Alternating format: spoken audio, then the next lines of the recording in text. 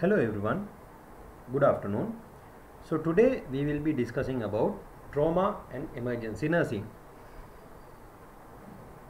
especially the assignment guidelines and a short past paper discussion on trauma and emergency nursing we will be discussing during today's lecture or today's online session.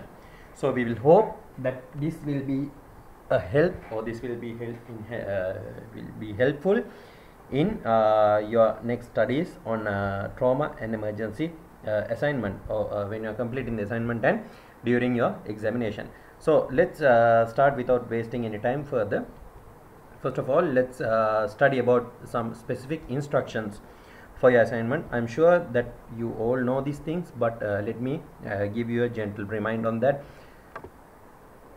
You all know the answers should be in English medium, or you have to use English, otherwise in any other language. So Sinhalese, or you cannot use any other language, or Tamil or Sinhalese. Okay, basically.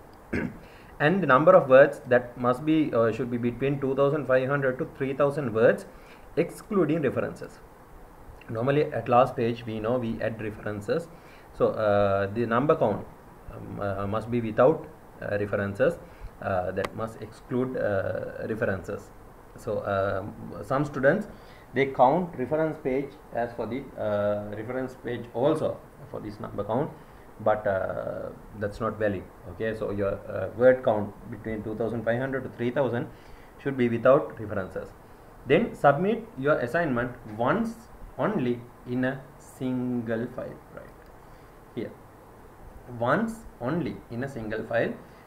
Some students, they submit 2 or 3 times, but don't do that, just submit once as a single file. Some students used to submit assignment as part 1, part 2, but not like that. You have to submit as a single file, and submission is online, as you know, that's online. So you have to submit it online once as a single file. Then submission date is between 8 to 21st of July 2020 or 2020. We will see with this corona outbreak how it goes, but up to now the deadline is like that. Then this assignment accounts for 50% of the total marks of this course. So please pay attention on this and be ready and do a good assignment. Let's move on to the assignment now. About assignment question. Purpose. First of all, the purpose of this assignment is to evaluate, to know or to evaluate learners' analytical and decision making skills in the management of patients with multi-trauma in the emergency department. Now here they want to evaluate your analytical thinking abilities in case of managing of multi-trauma patients in emergency department, and especially they have mentioned decision making skills. Why is that? Decision making is very much important for a nurse who's working at trauma department. Yes, a trauma emergency department. You should make emergent, or you should make quick decisions, right? The synopsis of this assignment is: multiple injuries involved in many systems of the body that requires careful and timely prioritization and intervention in the emergency department. Of course, that we know. And the prioritization and intervention is very much important in ETU treatments. The goal of initial emergency care is towards rapid recognition and prompt treatment. Emergency nurses must equip themselves with clinical knowledge and practical skills necessary to initially assist and care for the multi-trauma patients, especially during golden hour of injury. Right. What is the golden hour? You know, the first 60 minutes, yes, post-trauma, right? So and of course you should know, you should have the clinical knowledge and practical skills which are necessary to assess and care for the multi-trauma patients, right? So that's the synopsis of the assignment, and let's move on to the real question or the real scenario or real task of the assignment. Discuss the systematic approach for optimal management of multi-trauma patients by focusing on key patient priorities that is crucial to patient survival. Describe the relevant clinical knowledge and skills for emergency nurse to enable them to assist and care for the patients. Read again. discuss the systematic approach for optimal management of multi-trauma patients by focusing on key patient priorities that is crucial to patient survival. Describe the relevant clinical knowledge and skills for emergency nurse to enable them in assess and care for the patient. Now, when there is a patient with the multi-trauma, what are the priorities? What are the key priorities you should pay attention, and how crucial that is in case of patient survival? This thing you have to discuss and describe the relevant knowledge, clinical knowledge and skills you need to make them make them possible. Okay, so this is the question, and I want to pay your attention on this point. Total marks, 50 marks out of 100 is given for the assignment. So please pay attention on this task. Right, let's move on to the rubrics. Rubric describes how you will be how the marks will be awarded. So first, that is the introduction. As you know, in introduction basically you can do what? You can paraphrase the assignment itself. You can use some other words and you can paraphrase the assignment question and synopsis itself. Okay, right. So introduction, 4 marks for that. And then the second part, after that the body consists of discussion on the systematic approach for optimal management of multi-trauma patients by focusing on key patient priorities. Here, key patient priorities that is crucial to patient survival. For discussing that, you will get 16 points. That's a very big amount. Then discussion on the relevant clinical knowledge and skills for emergency nurse to enable them to assist and care for the patients. 20 points, very important. First of all, introduction, you have discussed the key patient priorities that are crucial for his survival. Okay, key priorities that are crucial for the survival.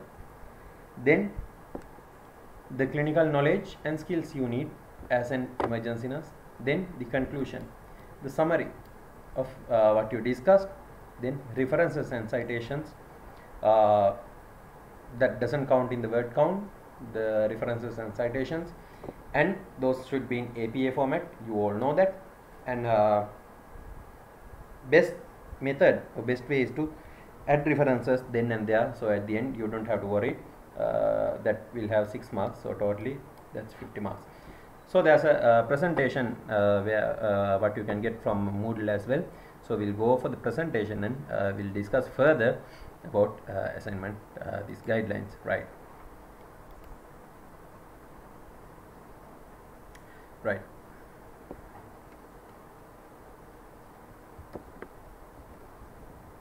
So assignment guidelines of trauma and emergency nursing. General guidelines, there's another remembrance. I'm not gonna discuss about these things again. Answer in English, 2500 to 3000 words, excluding references, once only in a single file online. Purpose is to evaluate your analytical and decision making skills. We discussed that. Then the question, discuss the systemic approach for optimal management of multi-trauma patient by focusing on key patient priorities that are crucial for patient survival. Describe the relevant clinical knowledge and skills needed by an emergency nurse to enable them to assess and care for the patients. Now here, as you can see, there are some parts which are in blue color, dark blue color. So you should pay attention to those points.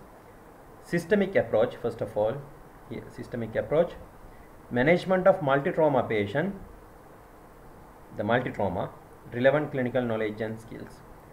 Okay, not irrelevant stuff, relevant clinical knowledge and skills. Right, 50 marks. Mark allocation, as you know, these are the most important parts which are bolded and in dark blue color. Introduction, weightage 1 into 4 marks.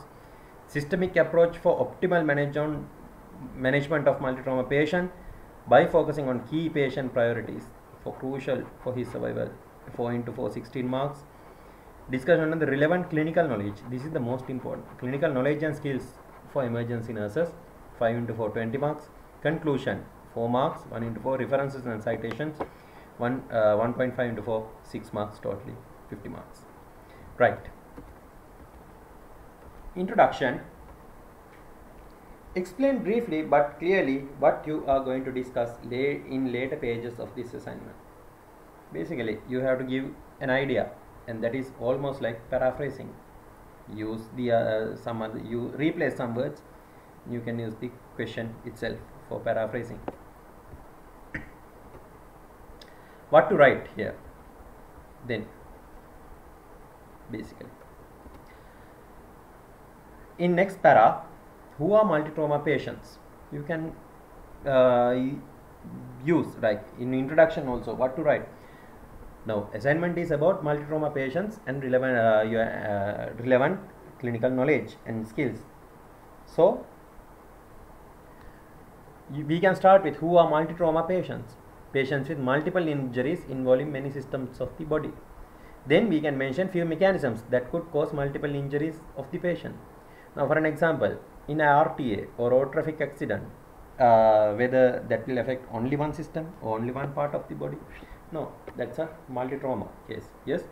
Then bomb explosion, that will affect many systems of our body.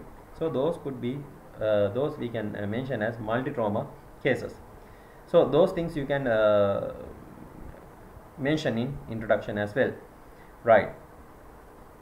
What injuries are possible in above accidents? What kind of injuries are possible in such accidents?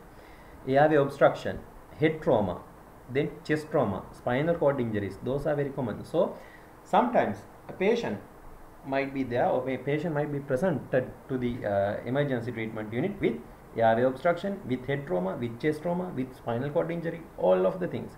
Now, for an example, this patient is having a head trauma. Yes, and at the same time, now this patient, pay attention, he is having lacerations and lower limb trauma. At the same time, some intervention is going on there in, for the abdomen. Okay, so there must be a trauma. Now this patient here, look at his limbs. Okay, and look at his neck and face. These are multiple trauma cases, right? So what injuries are possible for above type of accidents? We can explain that.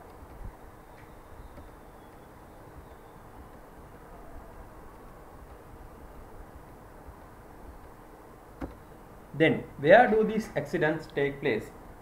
Normally, these kind of accidents take place away from hospitals. That's why we need trauma and emergency care. Most of the time, we send ambulances. Ambulances go there and or emergency service go there and do the basic life support and basic things, and they bring these patients back to the hospital. Why do multi-trauma patients need immediate medical attention? Why do they need immediate medical attention? Because their multiple systems are damaged already. Yes. How this is possible? How to care these patients? By trauma care system, prioritization of patients, concept of golden hour. You can explain what is golden hour, what are we doing in golden hour, and you can explain the trauma care system, the triage. Yes, in hospitals we have the triage, we have the categorization. Yes, the trauma and the emergency cases, the sieve, and these the mass casualties, the minor casualties. Those things you can explain. Then in next parts, in next paras, briefly explain the role of an emergency nurse in the emergency medical service unit in achieving the above goal. Role of an emergency nurse. Emergency nurse, whether she needs some extra or she needs well-trained nurses. Nurses must be in emergency. Yes, nurses have to be well-trained for emergency care. Yes, not normal nurses. They must be having the decision-making ability, critical thinking ability, and all to serve at an emergency unit. Right. So, briefly explain the role of an emergency nurse. As an emergency nurse, how important is your role to achieve above goal? Then, briefly explain the knowledge and skills important to an emergency nurse. What kind of a knowledge you need, and what are the special skills you need other than a normal nurse to be served in an emergency or ETU. Right. Then we have discussion on the systemic approach for optimal management of multi-trauma patients by focusing on key patient priorities that is crucial to patient survival.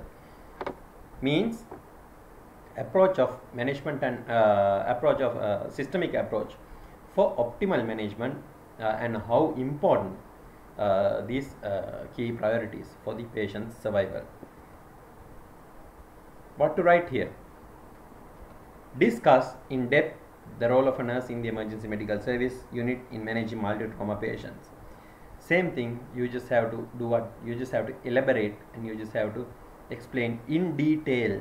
Okay, pay attention to the word in detail. You just have to explain in detail and explain both pre-hospital and hospital management.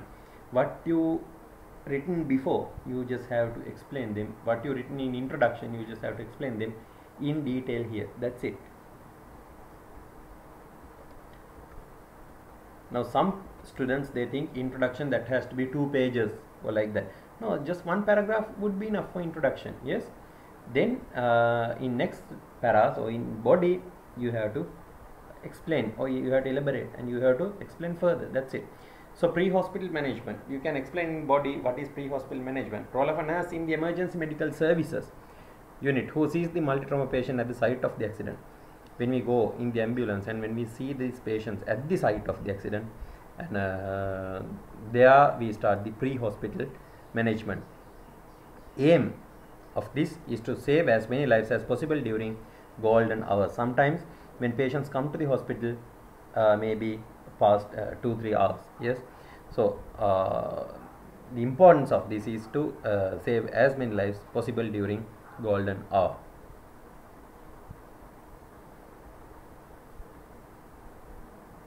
Then the next aims: essential medical equipment to be taken to the scene, the sizing up of the scene. I am pretty much sure you have discussed these things in during the class time. Then identify life-threatening conditions, of course. Then perform rapid trauma assessment of the patient, the primary survey. You know very well about primary survey. Then obtain vital signs. Then prioritization of patients in presence of many injured patients. Yes, prioritization. When you get this presentation, and you can get it from Moodle, you can refer to these things leisurely, and you can decide how you're going to do this assignment. What's your approach there, right? Then next, about resuscitation, about secondary survey, head to toe examination for all injuries, then perform history, taking the sample history, then the documentation, then re-evaluation and transportation decision and safe transportation of the patient, then ongoing assessment, then communicate the hospital where the patient sent to and provide patient details, then up to definitive care. You can explain the process in this assignment. Then do not forget your skills and knowledge, what you need as an emergency nurse, right? Then comes the hospital management. Role of a nurse in ETU in hospital in managing a multi-trauma patient brought to the ETU. Aim is to rapid assessment of patient, recheck ABCD, airway, breathing, circulation, danger or disability, and transfer the patient to the relevant facility for further management. Yes, the definitive care we said, right? So that's how you should do this assignment basically. Then we have about the body. Then we have the next part, discussion on the relevant clinical knowledge and skills for emergency nurse to enable them to assess and care for the patients. Now the second part of the body, and this is the this part has the highest marks, highest weightage of marks. What you have to do to discuss clinical knowledge and skills for emergency nurse to enable and assess care and care for the patient. Now here the clinical knowledge, what are the things you have to discuss here. Here for an example, for clinical knowledge in life-threatening conditions and other injuries in trauma patients. Now when you see a patient, if you know that this is a life-threatening condition, then you have a knowledge to know that this is a life-threatening condition, and to give that patient the priority, you should have that knowledge.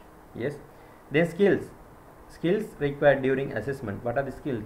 If you are a time waster, if you are wasting time, like now for an example in BLS, in basic life support, in less than 10 seconds we have to get an idea about pulse. Yes, but if you are wasting 1 minute on pulse, that's not a skill. Yes, right, like that. So the skills required during assessment, working with other team members. If you are not a team worker, then that will be very hard to work in ETU or emergency treatment unit. Then assurance of patient dignity. Yes, that, and previously sometimes this is very much important. Those skills, those are skills to develop, not just the knowledge from books. Then we have the conclusion. As I mentioned, that's a summary of the assignment what you discussed. Then references and citations. All references should be in APA format, that you know. And that's it about the assignment discussion.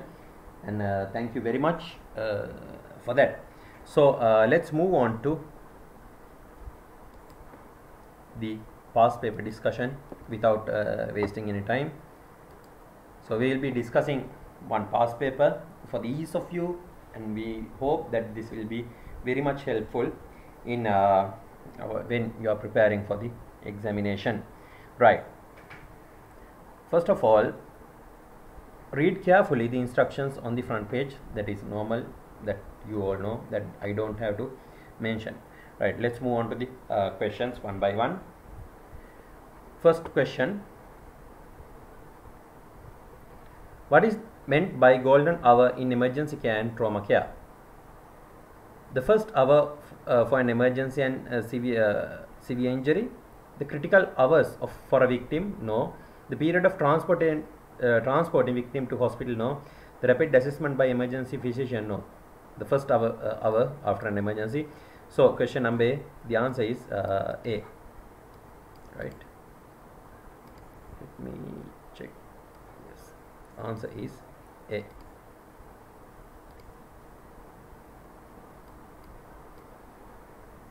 Let us highlight this so that would be easier for you all when. Right. Then question number 2, which type of consent would be utilized for a patient who is unresponsive and in life-threatening condition?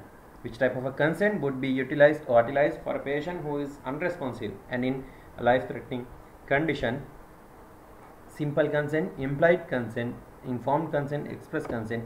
Here the consent for a patient who is unresponsive, we say implied consent. Yes, so question number 2 answer is the implied consent.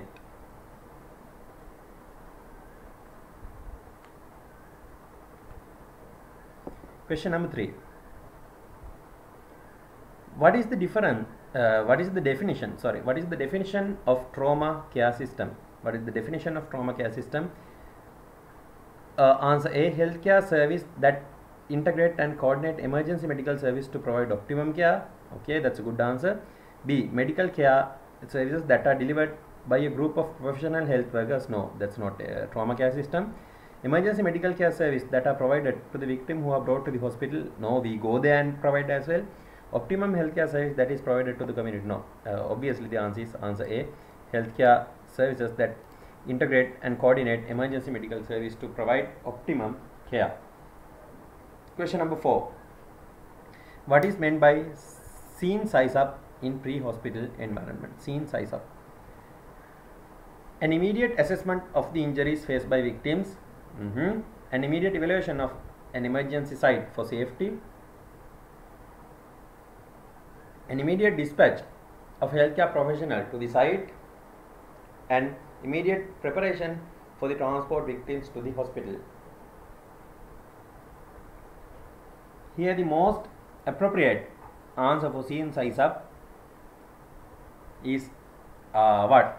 Evaluation of emergency site. We evaluate the site for next dangers and all. Yes, we evaluate the site for safety and all. So for question number 4, answer will be answer B. Right. Then let's move on to the 5th question. Mr. T, a 64-year-old, arrives at the emergency department with a complaint of dyspnea. He has a history of congestive heart failure. Now he is coming with dyspnea, or SOB, we say, shortness of breath, and he has a history of congestive heart failure. Which of the following will be the first action by the nurse? Which of the following will be the first action taken by the nurse? Check blood pressure, send patient for a chest x-ray, advise patient to lie down on the examination couch, draw blood for chemistry and ABG, arterial blood gas.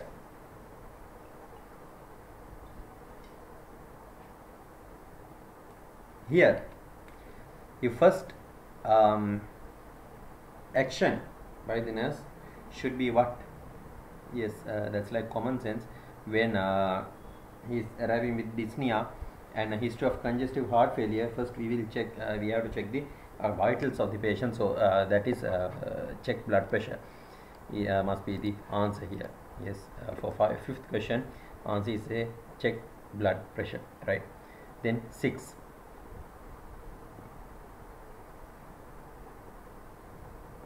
question, let's move on to the sixth one. Which of the following is the main role of the emergency nurse in emergency department? Which of the following is the main role of the emergency nurse in emergency department? A. Perform patient assessment, take vital signs and document findings, advise patient on his medication, perform venipuncture for blood investigation. Now all these things we can take as roles, but main would be performing patient assessment. We should be able to assess the patient, right? Then number 7, comprehensive 5-level system is used to triage injured clients based on the acuity of their conditions and the need for the medical attention.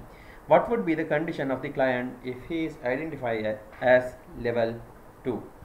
For level 2, the triage level 2 client, yes, what? Whether he is stable and care can be provided within 1-2 hours? No. Level 2. Potentially unstable and requires care within 30 to 60 minutes. Patient is unstable, but 30 to 60 minutes, that's too far. Unstable and need, that answer doesn't match. Answer C. Unstable and need treatment during the initial 5 to 15 minutes. Then stable and care can be provided up to 4 hours after presentation. No, not up to 4 hours. So the most suitable or most appropriate answer here is answer C for 7th question. Answer C. Unstable level 2, that's unstable and need treatment during initial 5 to 15 minutes. Right, next question. Nurse A has completed the physical examination for an unstable medical patient. The nurse summoned for transportation. What is the most important action the nurse A should do next? Now she performed the physical examination for an unstable patient and she summons for transportation. Now what is the most important action A should do next? Keep talking to the patient to keep him alert. Inform the patient's spouse and family members. Wait until the arrival of hospital to reassess the patient. No, not that. Repeat the initial assessment and vital signs at every 5 minutes. Yes, that is the answer, because until we go for the definitive care until we wait for the transportation, we have to check whether the patient condition, whether it's getting worse and whether the condition worsens or the condition gets better. So repeat the initial assessment or the basic assessment every time, like here every 5 minutes. Okay, anyways, we should repeat the assessment to check whether the patient is deteriorating or patient is improving. Question number 9. During the assessment of the neurological status of a patient by using GCS or Glasgow Coma Scale, nurse B identifies the patient is able to open his eyes to voice, confused to verbal responses, okay, and has localized pain for motor response. What is the total score would nurse B give to the patient? So you have to be thorough with the table of GCS. Here the score would be around 12. Yes, because he is open his eyes to the voice, confused to verbal response, patient is kind of confused to respond verbally, and has localized pain for motor response. Here localized pain, so answer must be around 12. right? Not these things, right? Then, which of the following is the main purpose of triage in emergency setting? Which of the following is the main purpose of triage in emergency setting? What is the purpose of triage?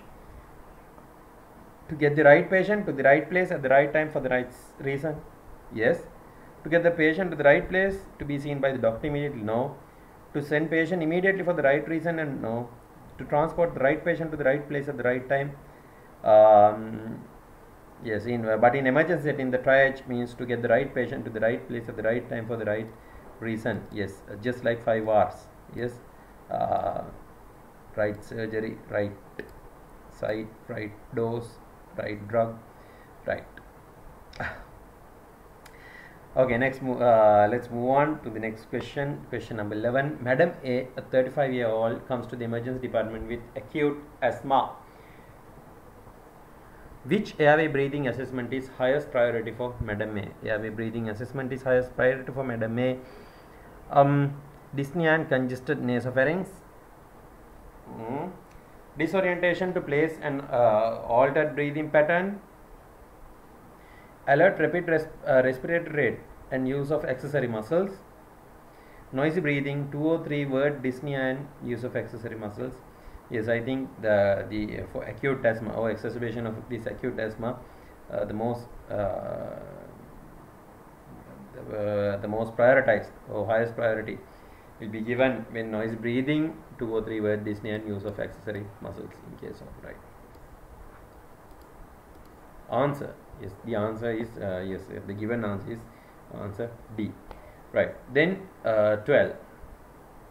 Mr. T, age 40, arrives at the emergency department and you are to perform an assessment using mnemonic DCAP-BTLS. What is the use of DCAP-BTLS or DCAP-BTLS? Right. What is the use of that? Carry out chest examination with auscultation, perform assessment of vital signs, perform head-to-toe rapid physical examination, take a complete history with emphasis on preceding events. Now here that's like common sense. Perform head-to-toe rapid physical examination. Yes, head-to-toe examination. That is the use of DCAP-BTLS, right? Then the next question, question number 13. For 12, answer is C. 13. Madam Y is brought into the emergency department with multiple trauma including the pelvis, thigh and forearm, just like the assignment. Nurse A is performing physical examination on Madam Y. Which of the following findings should Nurse A report to the doctor immediately? Right. Patient is coming with multiple trauma including pelvis, thigh, forearm. What are the findings? Nurse should report immediately. Deformity, dizziness, hematuria, muscle spasm. Like all of the things we should give priority, but out of these answers, the most appropriate answer would be hematuria, to report immediately. Yes, right. For 13, the answer is C. Then 14. A nurse is performing assessment on a patient with an acute exacerbation of chronic obstructive pulmonary disease, COPD. What are the two diseases comes under COPD? That is chronic bronchitis and emphysema. Which clinical finding would the nurse expect note on assessment of the patient? Which clinical finding would the nurse expect or not on assessment of the patient? Now patient comes with a acute exacerbation of COPD, right? They ask him what is the clinical finding. Hypocapnia with cold and clammy skin, shortness of breath with 2 or 3 words dyspnea, increased oxygen saturation level, central cyanosis. Yes, acute exacerbation of COPD. Now, what is the main one of the main symptoms of COPD is shortness of breath. So on assessment, the answer, yes, cyanosis could be there in chronic bronchitis. Yes, we call them blue blotters, the central cyanosis. But here, shortness of breath within 2-3 words, dyspnea is the answer. Right. So for number 14, answer is B. Right. 15. K. A 2-year-old child is admitted to the emergency department with an uncontrolled seizure disorder. The doctor writes orders for actions to be taken in the event of seizure. Which action would not be included? Now, a baby comes with uncontrolled seizure. Doctor writes orders to be taken while there's a when there's an event of seizure. Now we'll check which action would not be included. Notify the family on patient's condition. Yes, of course.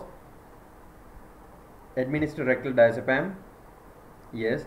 Restrain the patient's limbs and position the patient on her side. Okay, here for a baby, restraining the patient's limbs, that's not necessary. The baby is 2-year-old child, so that is not that won't be included in doctor orders. So for 15, answer would be answer C. Right. Then the next question, 16. Nurse B is assessing the respiratory status of a client who has suffered with fractured rib. Okay. Which of the following nurse B would expect not on her assignment with a fractured rib? Right. Slow, deep inspirations, rapid, shallow respirations, paradoxical respirations, pain with inspiration. Here, if there's a rib fracture, yes, with active breathing, there's more chance of getting a pain with inspiration. So they have given answer as yes, answer D. They have given also this answer as answer D. So with a fractured rib, pain with inspiration.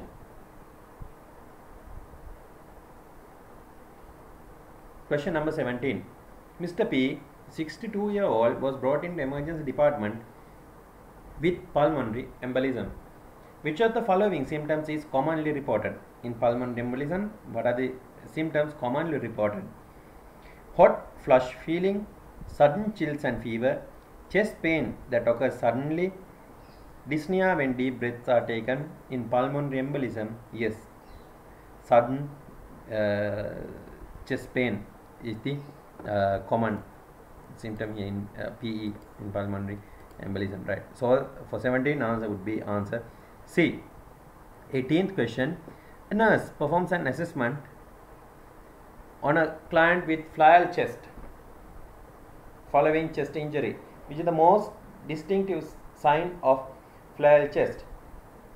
Cyanosis, hypotension, paradoxical chest movements, dyspnea, especially on exhalation. This is like common sense. In flail chest, you know that's paradoxical chest movements.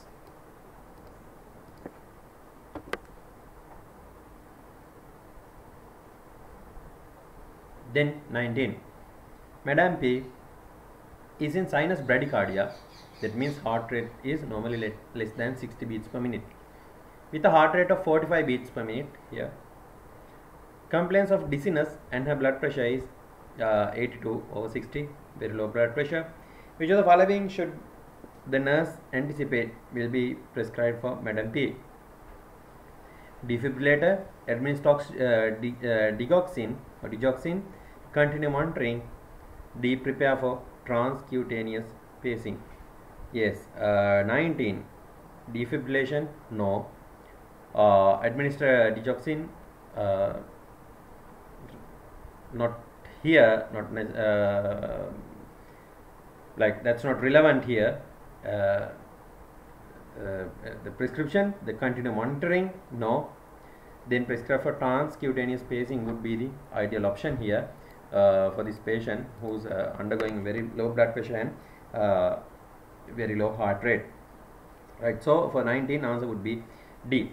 20. Mr. Z arrives at the emergency department, complains of low abdominal pain and hematuria.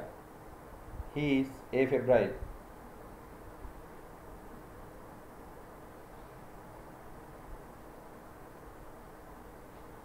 Which of the following condition is relevant to the above data? Low abdominal pain, hematuria, and afebrile. Answer is C, the bladder trauma. When there is a trauma to the bladder, patient will be having abdominal pain, of course, hematuria, of course, and there is no way of getting fever because there is no inflammation like pyelonephritis, glomerulonephritis, and cancer. That's a very chronic condition. So the possible answer is bladder trauma. 21. Miss K, a 24-year-old admitted to emergency department following a fall from horse, and the doctor ordered insertion of Foley catheter. The nurse notes blood at the urinary meatus. Which following action the nurse will do?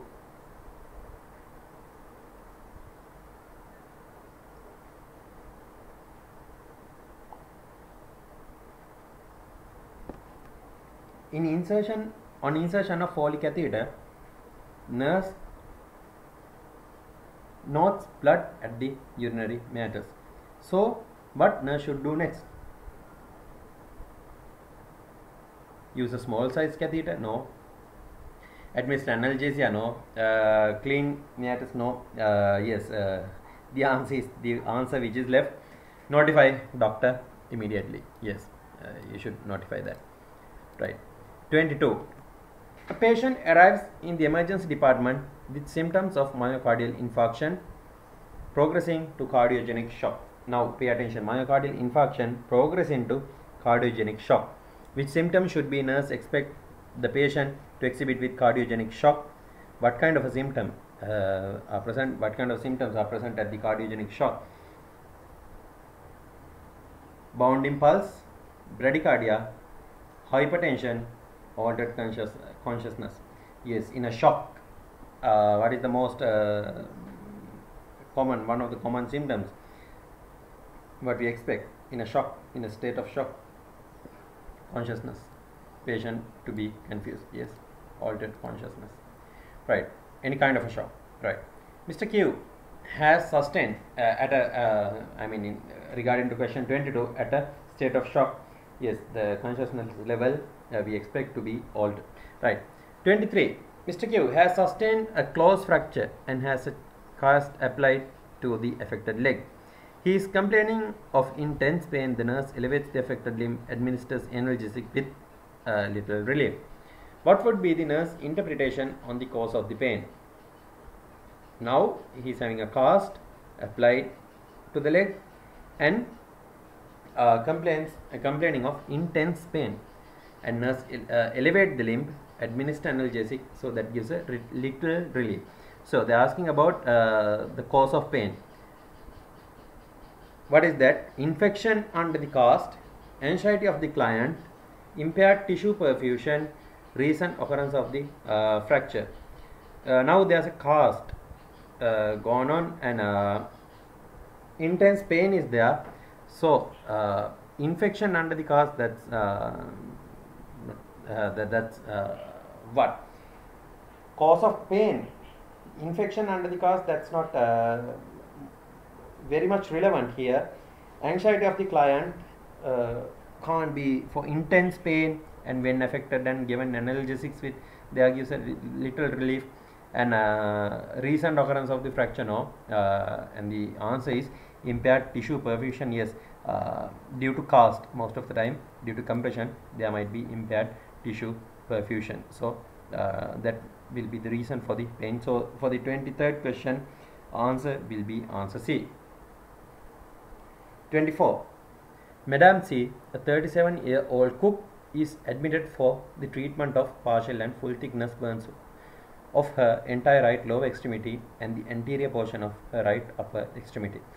Now imagine partial and full thickness burns of her entire right lower extremity, entire right lower and anterior portion of her right upper extremity. The nurse is performing an immediate appraisal by using the rule of nines. What is the percentage estimation of burns of Madam C? Burns on Madam C. Right, now what are the charts or what are the methods we can use? Yes, rule of nines we can use, and we have Lund and Braude chart. Lund and Braude chart. So here, when we consider the rule of nines, entire right lower limb and anterior portion of the right upper limb or right upper extremity. So that would be nearly somewhere around 22%, 0.5. So when you refer to the rule of nines, you can get this answer. That's 22% 5. So for 24th question, answer will be answer C. 25th or 25. A 24-year-old man sustained injury to knee ligaments following a fall. Which immediate intervention should the nurse do to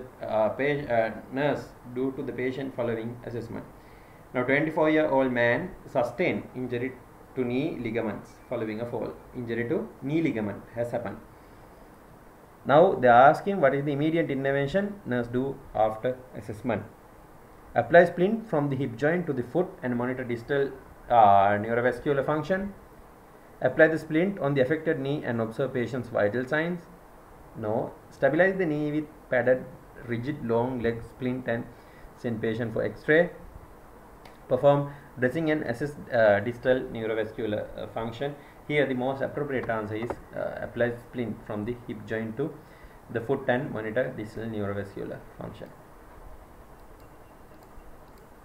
So 25 answer will be answer A. 26th question. Miss N.A., a 25-year-old female, fell during a rock climbing activity. She is alert and conscious but unable to move her arms or legs on command. She is likely to sustain a spinal cord injury. Yes. Which of the following action is most concerned before moving her? Okay. Which of the following action is most concerned? 26. Move her gently to reduce pain. Now they are suspecting a spinal cord injury. Move her gently to reduce pain. Cushion the back with pillows to ensure comfort. No, we should not move. Immobilize the head and neck to prevent further injury. Yes, that is the answer. Wrap and support the extremities, which can be easily answer is answer C. In a suspected spinal cord injury, immobilize the head and neck to prevent further damages. Yes, right.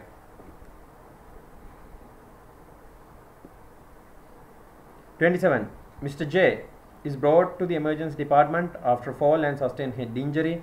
The CT scan of the head shows collection of blood between skull and dura mater. Which type of head injury does this finding suggest? Between skull and dura mater.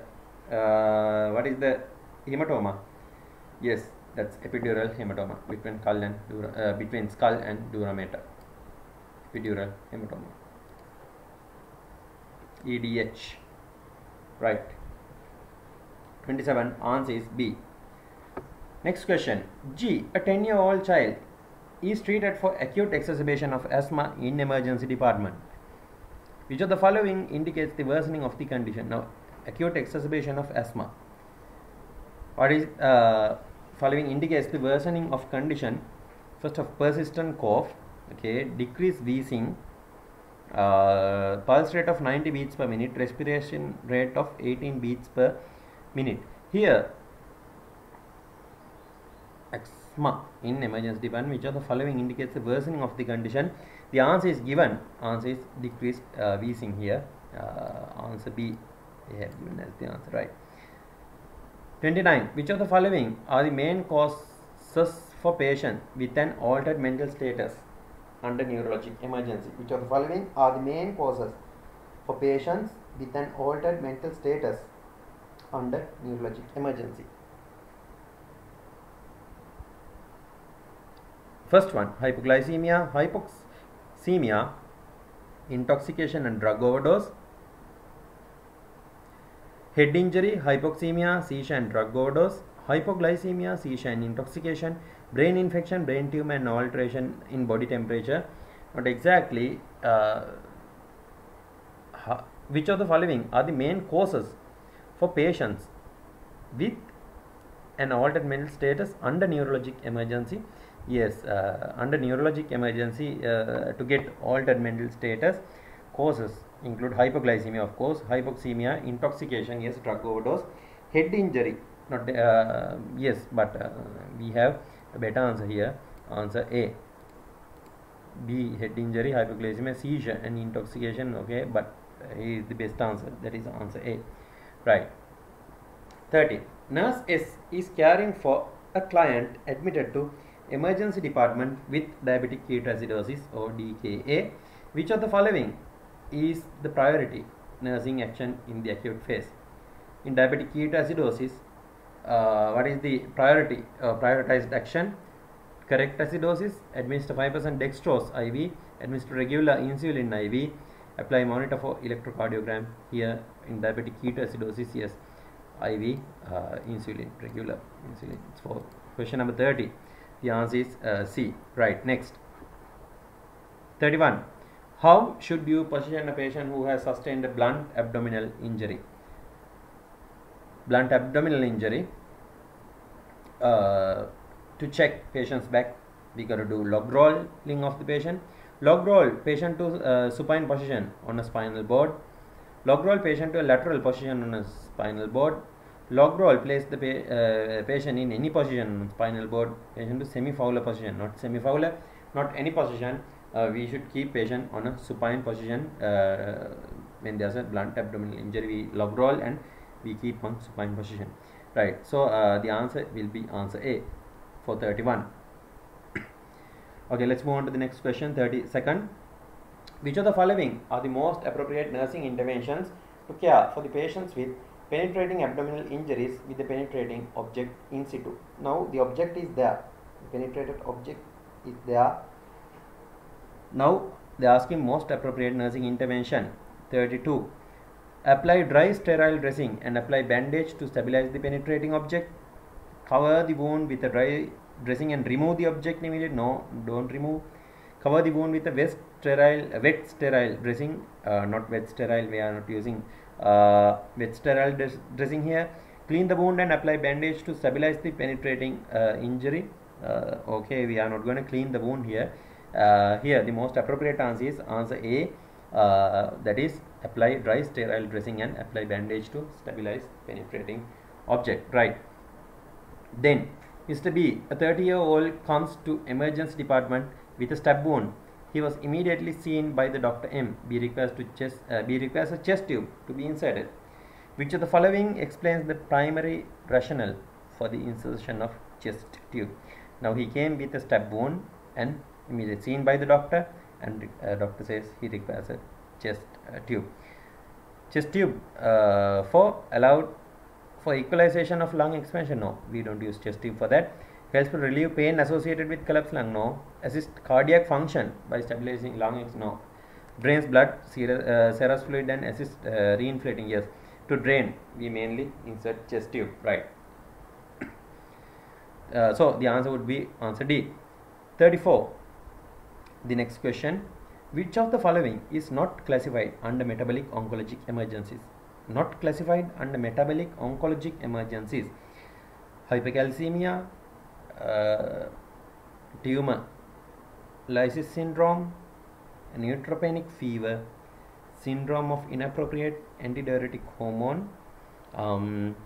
Yes, here hypercalcemia, yes, oncologic emergency we can say.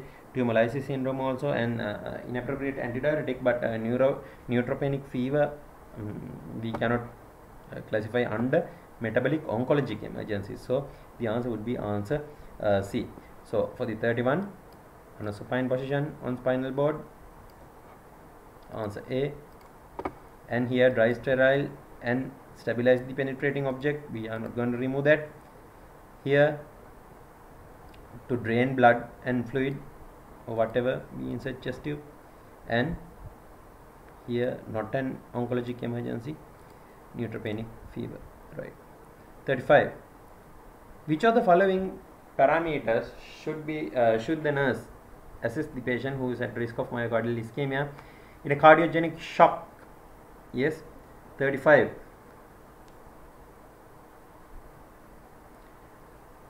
Bradycardia, ventricular dysrhythmia, rising diastolic blood pressure, failing central venous pressure. Which of the following parameters should the nurse assess the patient who is at risk of myocardial ischemia and cardiogenic shock? Yes, in such a case, we should pay attention on what? The ventricular dysrhythm. So when we say ventricular dysarrhythmias, right? So for 35, answer would be answer B.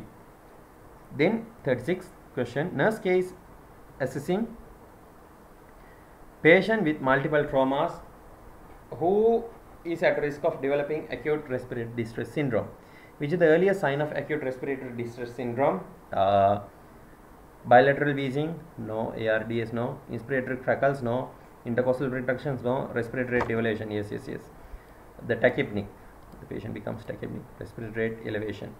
Then 37, Madam B comes to the emergency department with diagnosis of diabetic ketoacidosis DKA. Again, which finding would a nurse expect? Note as confirming the diagnosis.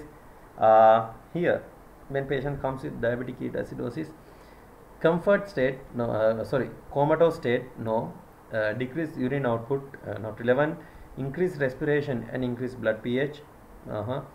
Elevated blood glucose level and low plasma bicarbonate level. Here for diabetic ketoacidosis, elevated blood glucose level and low plasma bicarbonate. That is the answer for 37. So that is answer is D. Right. Then 38 question.